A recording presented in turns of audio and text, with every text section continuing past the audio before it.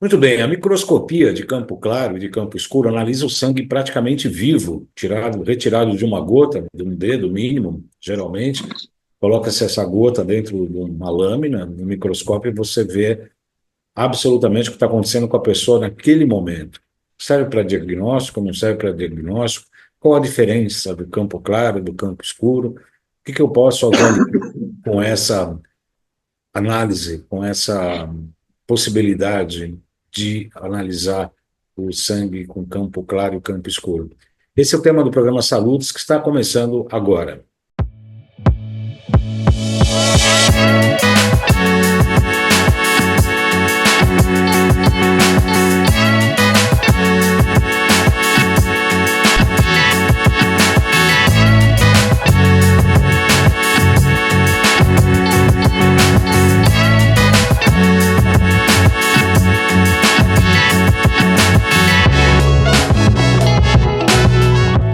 Muito bem, no programa de hoje nós vamos falar sobre microscopia, tanto de campo claro quanto de campo escuro. Para falar sobre esse assunto, eu tenho o prazer de receber uma das maiores autoridades nesse assunto aqui no Brasil, do Rafael Durante, que ele é biomédico, ele é engenheiro elétrico, um grande pesquisador, um estudioso, amigo do nosso programa, amigo pessoal e amigo do nosso programa já há bastante tempo.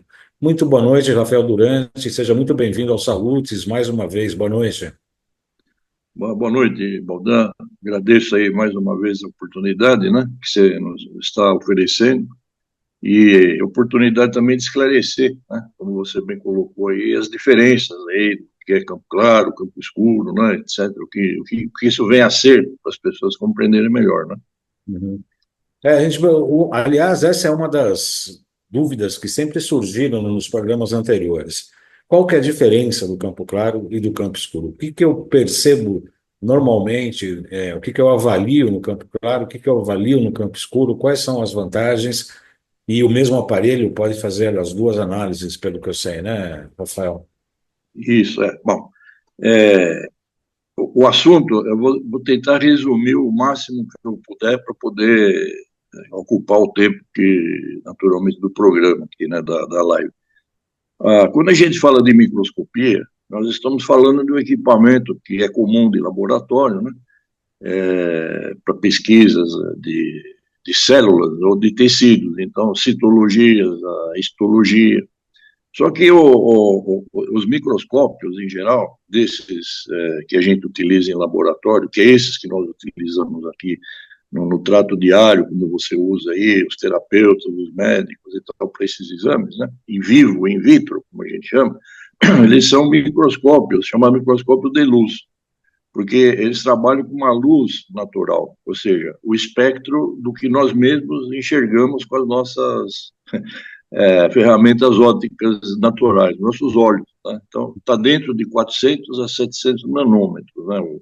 A luz, o comprimento eletromagnético da luz visível, natural do Sol, e também essa artificial que a gente tem disponível no microscópio.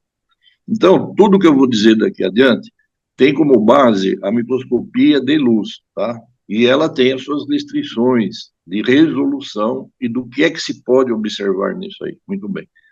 Quando nós falamos de campo claro, nós estamos falando de um microscópio biológico comum de laboratório, um microscópio convencional, né? Ele não tem nenhuma especificidade outra que não a conhecida aí pela maioria das pessoas que tem algum convívio, ou já teve algum convívio com microscopia. Usa a luz artificial, existe lá a lâmina para você observar, você pode observar células, pode observar tecidos, qualquer, digamos, secreção biológica a nível de o interesse ser microscópico, então ele se presta a isso aí, tá? Por exemplo, um hemograma, né? Ele é feito em laboratório até pouco tempo, hoje usa-se máquinas para isso, mas tem muitos laboratórios de análises clínicas que usam o microscópio como ferramenta fundamental para contar células, tanto a parte série vermelha, série branca, a plaquetária, né? Serve para fazer exames, por exemplo, exames de fezes, né? Naturalmente para observar eumintos, para ter eumintos, urinálise, para sedimentoscopia dos resíduos que podem existir na urina, né, no exame de urina tipo 1, por exemplo, e assim por diante. Bom, Isso é um microscópio de luz convencional biológico. Para esse mesmo equipamento, no nosso caso, né, das aulas que a gente oferece, e também que é comum utilizar no mercado da integrativa, principalmente na ortomolecular, tá? Medicina ortomolecular usa muito essa técnica. Então, esse microscópio, ele vai permitir que se analise uma gota de sangue, não é uma, várias gotinhas de sangue, de forma que esse sangue vai ser coagulado na lâmina. E aí existe uma técnica, né? Que, na verdade, então, essa técnica é chamada de HLB. O exame HLB é dos pesquisadores aí, cujo esse HLB tem a ver com as siglas dos nomes, né? Por exemplo, Eita, Lagarde e Bradford, né? Então, HLB. Não é um exame, vamos dizer assim, uma observação científica considerada acadêmica, mas ela leva a inferências por conta da observação de como essas estruturas coaguladas elas podem dizer, né, mostrar através das técnicas que a gente explica e demonstra nas aulas, por exemplo, de alguns signos importantes em função das reações de oxidação que acontecem no terreno biológico. Então, o HLB ele tem como fundamental observação, por exemplo, não sendo redundante aqui, né, com a palavra, estresse oxidativo. Então, quando você deixa uma gota de sangue coagular, dá para perceber qual é o nível de estresse oxidativo que você vai observar, ali já acontecendo no organismo, por conta de certos efeitos bioquímicos de reação de oxidação que está presente ali no momento em que você retira a amostra e permite que ela coagule, e aí você observa. Tá? Como é que você vê um sangue que está com estresse oxidativo, Rafael? Qual é a imagem? Assim, a grosso modo, existe uma reação, né? Uma reação, por exemplo, dos próprios óxidos, né? Das hidroxilas, né? Quando elas estão em presença muito alta, né? na corrente sanguínea. Porque quando a gente fala de estresse oxidativo, aí a gente vai entrar em meandros aí que toma um pouco de tempo, né? Mas o próprio organismo, ele tem enzimas suficientemente competentes para ajustar esse estresse oxidativo. Esse estresse oxidativo, ele pode ser presente, por exemplo, uma inflamação, uma cronificação, uma doença muito crônica, aonde a respiração celular, né, que a gente estuda a respiração celular para explicar o estresse oxidativo, vamos dizer, o resultado de algumas hidroxilas ou radicais livres, que são resultados do uso do oxigênio na cadeia da produção ou da quebra do fosfato, melhor dizendo, do trifosfato de adenosina lá, né? Sim, mas como é que eu vejo, Rafael? Como é que isso se expressa na imagem?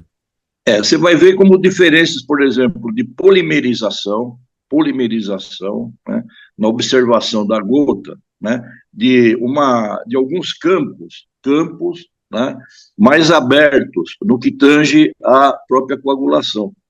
E justamente esses campos, não é que eles estão abertos, é justamente a quantidade de radicais livres, que na verdade são reações bioquímicas, que afastam da coagulação, a fibrina, as expressões do fibrinogênio e tal, e aí então isso indica, dependendo da quantidade desses espaços, percentualmente a gente pode inferir em 10%, 20%, 40%, 50%. Então, quanto mais desses espaços houverem, né, dentro dessas regras de observação, mais o paciente, a pessoa está, vamos dizer, submetida a inflamações, né, decorrentes das patologias, né? Esse exame que você falou, HLB, o que ele preconiza? O que é o HLB? É o que? É um protocolo de análise? Não. O HLB, ele é um nome, a sigla do nome dos pesquisadores que desenvolveram essa técnica, entende? Então, o H é do Eita, o L é do Lagarde e o B do Bradford. O Bradford foi o famoso Bradford que muitos conheceram aqui no Brasil, né? Ele esteve aqui no Brasil já algum tempo, ele já é falecido, né? O Robert Bradford, ele é um grande bioquímico, né? Um grande pesquisador americano, e ele que, na verdade, melhorou muito esse método, né? E ele foi o fundador de uma empresa americana chamada American Biologics, né? Ele desenvolveu microscópios fantásticos, inclusive eu até contei essa história para você, que eu até tenho um microscópio dele, né? Que eu consegui já há algum tempo aí pesquisando e acabei achando um quentinho, eu acabei comprando. Então é uma coisa espetacular de se observar, né? Então o HLB, que é em homenagem a esses pesquisadores, né? É muito utilizado, como eu disse para você, na terapêutica da ortomolecular. Além de que você pode observar também alguns sinais no meio das gotas, por exemplo, de desbiose, compreendeu? Por conta de radicais livres que se concentram mais no centro da gota, expressões, por exemplo, de alguns outros tópicos que são mais sensíveis a mais estudos com mais profundidade. Então, no curso que a gente oferece, a gente aborda, né? Inclusive, uma coisa importante, porque da observação tem que ter a correlação, né? Então, a Aliás, correlação está fundeada no conhecimento que o profissional também deve buscar, né? Para fazer contrapartida às suas decisões terapêuticas, não é? Por exemplo, você peraí, concorda? Então, isso aí pode, é uma das especificidades necessárias, né? Quer dizer, correlacionar sempre com a clínica, né? espera um pouquinho. O curso vai ser agora em abril, é isso? Dia 25, 26 e 27 de maio, Ah, maio. maio, 25, 26 e 27 de maio, né? Vai ser aqui em São Paulo, né? Já a gente sempre repete esse curso 2 vezes por ano, né? Eu e o doutor Adalto Strassi, né? O Adalto Vilhena, ele é um parceiro nosso, assim, em comum, né? É. Ele que faz a parte do Campo Claro lá, né? Na apresentação, às vezes eu também faço. A gente faz sempre um bem bolado lá, né? Do Campo Escuro e do Campo Claro, que nós vamos falar depois. E quem tiver interesse no curso aí, procurar a Nara, né? A Nara é a secretária da clínica, lá da biomolecular, é 99672-4339. 99672-4339. Fazer aí o acerto com a Nara das datas. As datas são essas, mas o curso é num hotel muito bom aqui em São Paulo, em Moema, né? Lá no Tsui Hotel. A apresentação, inclusive, tem lá a possibilidade de pousar lá no hotel, acertar lá com eles, né, a diária, tal, são 3 dias, né? Então é isso aí, tá? Com respeito ao HLB, tá? Então, esse curso é bastante interessante, eu já fiz e vou fazer novamente, né? Se for convidado, obviamente, né? Mas não tenha dúvida, nem precisa, né? Você é E, muito bem-vindo sempre. então vamos fazer um resumo antes do nosso intervalo, dos 15 minutos do programa. Vamos fazer um resumo de quais são as aplicações do campo claro e quais as aplicações do campo escuro. Você estava falando do campo claro, ele é utilizado no laboratório para contagem de, de plaquetas, não, contagem de glóbulos, é isso ou não? Na realidade, o que eu quis dizer é o seguinte, né? Que quando a gente fala de microscopia de campo claro, elas aplicam, é uma técnica, tá? Então, deixar claro aí, campo claro é uma técnica universal para uso da microscopia de modo geral em laboratório, em pesquisa, tá? Agora, existe dentro do próprio microscópio chamado campo claro, né, adaptações de técnicas outras para observação de outras nuances, de outros observáveis, vamos dizer assim, que o campo claro não permite por questões da própria estrutura técnica. Então, dentro da microscopia de campo claro, nós podemos ter, então, campo escuro, que é uma técnica, é o mesmo microscópio, com uma adaptação para essa finalidade. Temos o contraste de fase, temos várias outras técnicas, tá, para Mas observações que...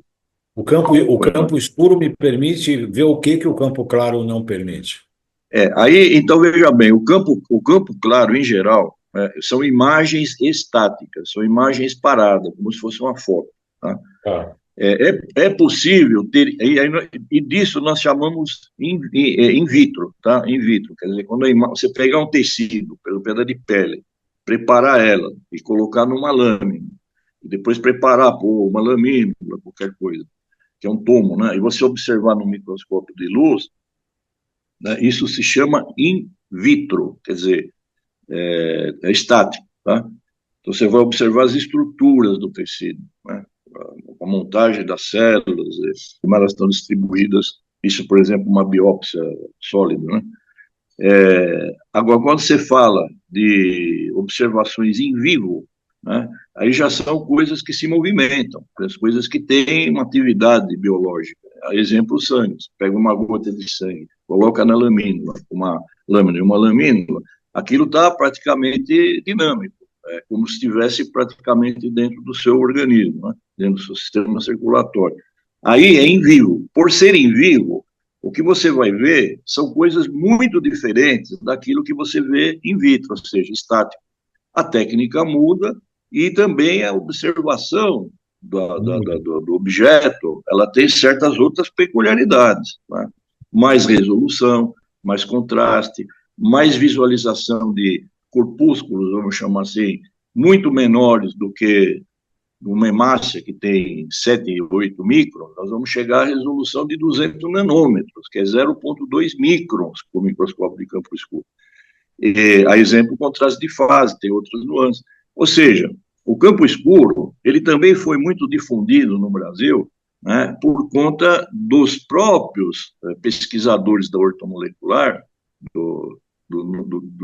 da década, eu diria até do século passado, estamos no século XXI, mas nós estamos aqui em 2025, então nós podemos dizer que em 1950, né, já existia no Brasil pesquisadores que usavam a técnica de campo escuro, por influência aí de outra personalidade, né? Por exemplo, o professor Dr. Gunther Anderlein, que foi um pesquisador alemão, que utilizou a microscopia de campo escuro para estudar o pleomorfismo, que é uma outra situação completamente diferente do campo claro HLB, tá? HLB é uma possibilidade de análise bioquímica, vamos dizer, enquanto que o campo escuro é uma observação em vivo, né, de situações de desenvolvimento de certas estruturas dentro do sangue, né, que mostram o terreno biológico de uma forma diferenciada. E o que é essa forma de terreno biológico diferenciado? Praticamente, o meu conceito aqui é o que eu chamo, eu dei um nome nisso, que não é novidade, né, mas eu dei essa característica, que chama-se biologia iônica. Por que biologia iônica? O nosso organismo, ele é totalmente controlado e ajustado por questões de potencial de hidrogênio, ácido e alcalino. Todo organismo, compreende? Então, as bases fundamentais da ionização no organismo, elas têm como preceito justamente esse equilíbrio do pH. O que é o equilíbrio do pH? É a vida, basicamente. O que é ácido e alcalino tem que ter uma estrutura de ligação, de equilíbrio. Vou dar um pequeno exemplo. A água, né, intersticial, a água do organismo, nós temos 70% do nosso peso é água, 70% do organismo é H2O. O que é o H2O, bioquimicamente falando? São 2 átomos de hidrogênio, 1 átomo de oxigênio. Então, o que é hidrogênio, a gente considera na química H+, tá? H+, é átomo próton, protônico com elétron. E o oxigênio, né, que nós conhecemos muito bem. Isso, na química, quando você for medir a água com um equipamento chamado pHmetro, você vai observar o que lá? Vai medir assim, por exemplo, 7.0. Então, a escala vai de 0 a 14. É o meio. Por quê? Porque existe um equilíbrio entre hidrogênio e oxigênio, OH+, e OH-. Então, isso é muito importante conhecer, e a gente faz essa correlação no curso, para quê? Para a gente entender que quando existe um equilíbrio aquoso na água dentro do organismo, ou seja, o organismo, o sangue, plasma, 95% é água, essa água que eu acabei de dizer. E o que tem dentro dessa água? Eletrólitos. Quais são os eletrólitos? Sódio, potássio, metais, tipo ionizantes, né? Aliás, ionizados, perdão, manganês, cobre, ferro, uma série de outras coisas, né? Potássio, né? que é muito importante, várias outras nuances bioquímicas, que fazem com que haja a troca iônica. O que é essa troca iônica? É o funcionamento de toda a harmonia do que nós chamamos de saúde. Compreende? Então, no sangue, só terminar aqui, no sangue do campo escuro, é possível observar quanto é que, dentro de um gradiente muito estreito, 7,35 a 7,45, o que é que está acontecendo nos tecidos, porque os tecidos eles estão muito além, ou muito aquém, ou muito além disso aí, porque não tem essa especificidade digamos, gradiente tão curto, né? Mas dá para saber, por exemplo, uma pessoa que tem, vamos dizer assim, uma neoplasia, tem um câncer, né? Não importa onde seja, é uma pessoa que tem o terreno acidificado, entende? Mas o que é terreno acidificado? Não é o organismo, é o interstício em volta daquelas células sofredoras que, na verdade, a gente chama de câncer. Então, aquele entorno é ácido, né? Ácido láctico, né? Uma série de... Então, isso dá para perceber, né? Na observação da microscopia. Não que a pessoa tenha um câncer, mas que está com uma acidificação em andamento, por modificação dessas formas pleomórficas, que tem uma peculiaridade de quanto mais estiver ácido, mais existe um ciclo que mostra isso para nós, não, quer dizer, um ciclo de ajuste, um ciclo de desgaste, vamos dizer, e um ciclo de degeneração, né? Isso dá para ver, assim, vou pedir licença para o Rafael, porque as pessoas, quando sabem muito, que nem ele, o Pavlos, a gente fala boa noite, o cara para de falar e a gente não consegue parar mais. Nós vamos fazer um pequeno intervalo comercial aí, a gente volta em 2 minutos. Um minutinho, né? 2 segundos. Tá bom. Até já. Olá, eu sou o João Carlos Boldan, sou acupunturista, trabalho com biofísica, biorressonância. Nosso primeiro passo aqui na nossa clínica é limpar o terreno biológico. Metais tóxicos, vírus, bactérias, protozoários. A gente trabalha com acupuntura e com vários equipamentos de biorressonância. A gente trata desde ansiedade, depressão, até questões físicas como artrite, artrose, gastrite, como terapia principal ou coadjuvante. A gente realmente ajuda e muita gente com os nossos métodos e tratamentos. Dúvidas 11 97 719 2266. Vamos juntos. Muito bem, no programa Salutos de hoje temos o prazer de receber Rafael Durante, que é biomédico, é um grande estudioso, engenheiro elétrico, grande estudioso na questão da fusão da bioquímica, do eletromagnetismo, da questão elétrica. E ele, junto com o Dr. Adalton Strati, vão ministrar agora no dia 25 a 27 de maio aqui em São Paulo, um curso de microscopia de campo claro e campo escuro. Eu praticamente, obviamente que eu estarei presente, é realmente um grande curso, eu já assisti esse curso, cada vez o curso ganha mais um pouco, muda-se, né, modifica-se, e, portanto, eu estarei presente, sim. É verdade o que eu estou falando? Cada curso sempre avança um pouco, Rafael? Ah, sim. A gente avança, mas não deixa de dar o contexto básico. Para poder haver um equilíbrio ali, porque nem todo mundo tem o mesmo conhecimento de tudo que a gente fala, né? Então, para não haver muita disparidade de compreensão, a gente dá uma equilibrada antes, né? Por exemplo, morfologia, as questões da origem do sangue, né? A gente fala muito do tecido hematopoético, mas é uma coisa bastante abrangente, simples de compreender, porque a gente usa uma didática bastante simplista, né? Para não complicar muito, obviamente, né? E daí, então, as pessoas começam a entender o que estão vendo, entende? Porque a microscopia tem essa nuance, né? Não é cara crachá, é um grande erro. Porque esperar que tudo... Para quem é o curso? É para nutricionistas, médicos? Olha, para quem que é o curso? é uma boa pergunta, né? A gente tenta levar esse conhecimento, né, para a área da saúde, tá? Para a área da saúde. Então, farmacêuticos, biomédicos, enfermagem, os próprios terapeutas em geral, que têm, naturalmente, muito estudo, eu respeito muito os terapeutas, porque eu acho que eles são um grupo de pessoas espetaculares, eles têm, assim, um feeling, assim, muito fora da curva, né? Assim, acima da curva do que a gente acha que é medicina, né? Não desprezando a medicina, não, né? Mas sim, é a parte holística. a mente, o corpo, né? A parte espiritual, né? Quer dizer, tudo isso é uma coisa que nós somos. Então você não pode ver o camarada como uma picanha lá, como um bife, né? Tratar aquilo como um pedaço de carne, né? Bom, então abrange toda essa turma aí, né? Então, os próprios estudantes que estão em níveis ainda acadêmicos, aí, que queiram aprender coisas um pouco fora da própria academia, tá? Porque isso, como eu disse no início, isso aí não é coisa que você vai encontrar numa faculdade, entende? Não, não vai Até não. porque, até porque não é currículo da universidade isso, sabe? Você estava falando na primeira parte do programa, Rafael, sobre as pessoas que podem ter uma expressão de células sofrendo, que podem desenvolver um câncer, por exemplo, e que esse terreno seria mais ácido, é isso? O entorno da onde está. Isso foi a primeira parte do programa. Aonde está essas células sofredoras teriam um ambiente mais ácido, é isso mesmo?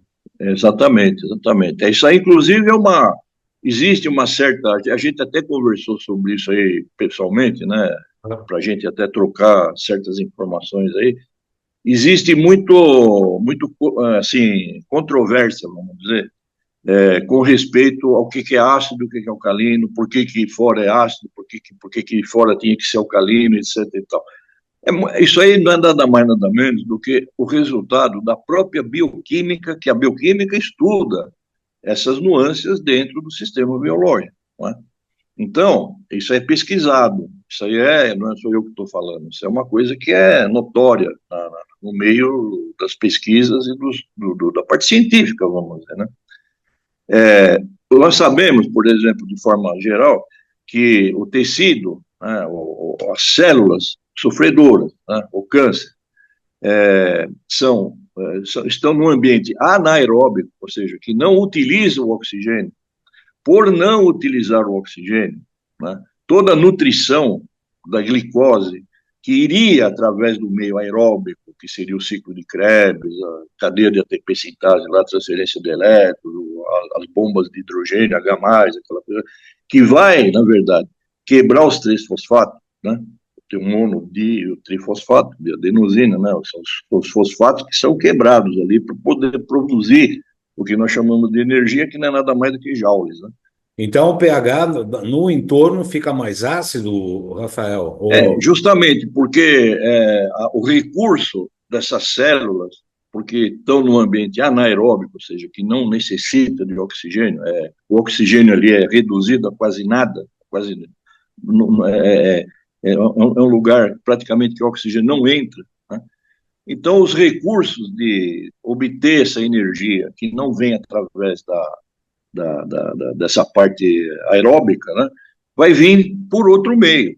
E esse meio acaba produzindo o ácido láctico, né, o nome já está dizendo, que é excretado como pelas células do interstício, ou seja, no extracelular. Por isso que fica ácido, entendeu?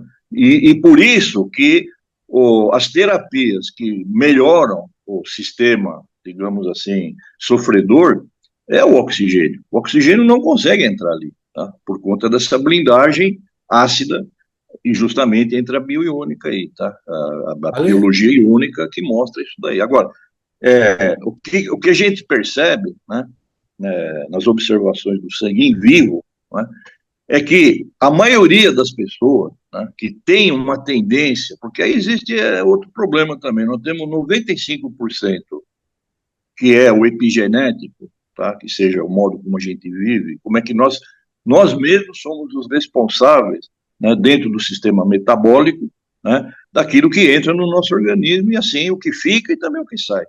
E 5% são expressões gênicas, né? Expressões dos genes. Então, quando a gente fala de um câncer, não se pode atribuir que o câncer é um problema de genes, não é só de genes. Pode existir, claro, uma influência genética, uma transcrição de genes ali que vai despertar a qualquer momento um gene, né, que vai redundar numa célula que vai se desengatar lá da normalidade da mitose, da apoptose, essa coisa toda, do ciclo apoptótico, né, como se diz. Mas o que vai redundar mais nisso, o que vai funcionar melhor nisso, é justamente o epigenético. É você saber controlar aquilo que o seu organismo, de fato, precisa o que está faltando e o que está sobrando, para que ele acabe. Então, isso a gente pode observar no interstício, que é o extracelular. E quando a gente fala de interstício extracelular, veja bem, quando a gente faz um exame da gota no microscópio de campo escuro, nós estamos dando uma picada no dedo, pica o dedo, esse sangue que brota do dedo, ele não é nem venoso e nem arterial, ele é intersticial, justamente esse sangue que está em volta, não só da capilaridade, das venículas, das arteriolas, mas também do tecido. Então, sim, ali está a informação que a gente vai observar na microscopia de como é que está esse interstício que a gente chama de espaço de Pissinger, por exemplo. Essa é uma das dicas, né, que a gente dá e mostra como fazer. Tá? Isso é muito importante compreender. Né? É o mesmo da matriz extracelular? É o mesmo nome? Exatamente. Né? A matriz extracelular é o espaço de Pissinger. O Pissinger foi um grande pesquisador e muito pouco, digamos, comentado e, enfim, né, estudado, inclusive, porque ele mostra exatamente, olha, existe, eu tenho que fazer uma referência aqui, se você me permite, eu posso citar o nome de uma pessoa amiga nossa aí? Claro. O Lúcio Lemos, Laboratório Lemos, tá? Eu vou fazer aqui uma referência, porque ele faz, de fato, exames hormonais, né, por exemplo, não é do sangue sérico, não estou dizendo que é certo ou que é errado, mas a melhor condição de você conseguir saber quais são os hormônios, enfim, que estão mais próximos dos receptores celulares é usando o interstício celular. Quais são os interstícios? A saliva, por incrível que pareça, a saliva é intersticial. A gota de sangue, mas não sangue sérico.